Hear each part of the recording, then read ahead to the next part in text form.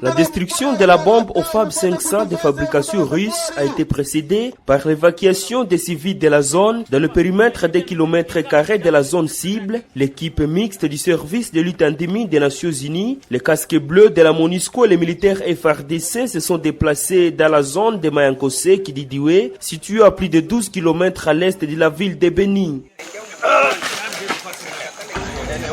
Ce sont les forces armées de la RDC qui avaient largué la dite bombe pendant les opérations contre les ADF dans cette zone en 2019. En voie sa destruction, cette bombe constituait une menace sérieuse pour la population qui fréquente la zone de Mayankose à cause de l'étendue de son influence sur un rayon d'1 km² en cas d'explosion, explique Jacob Edidjo, chargé des opérations au sein des services de la lutte anti-mine des Nations Unies à Beni Lubero.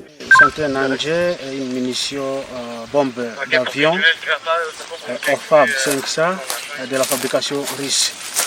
Et le danger vraiment c'était d'abord pour la population, parce que quand ils reviennent, ils trouvent que ça va exploser, ça va tuer beaucoup de monde, beaucoup de population. C'était d'abord le premier danger. Le deuxième danger, c'est aussi pour les groupes armés là qui sont actifs dans la zone. S'ils trouvent ça, ils peuvent utiliser ça autrement.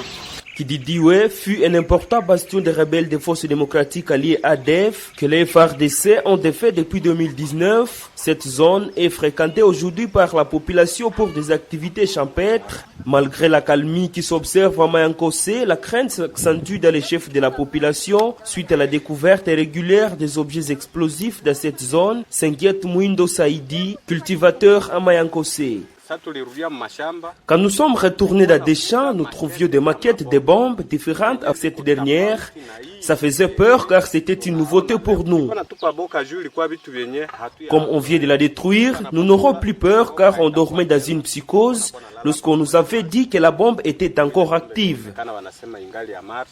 Le service de la lutte anti-mine des Nations Unies appelle la population à la vigilance face à tout objet étrange et à tout mouvement suspect pour prévenir les risques d'explosifs et reste des munitions de guerre dans la zone de Beni. La population, oui, ils commencent déjà à cultiver leurs champs.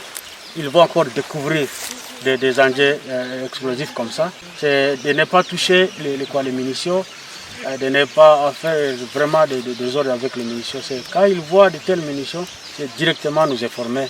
Et nous allons venir pour les détruire. La région de Beni est depuis plusieurs années le théâtre des affrontements entre les groupes armés et les forces armées de la RDC. Malgré la reconquête de certains villages, le danger d'exposition à des explosifs reste réel, constatent les experts.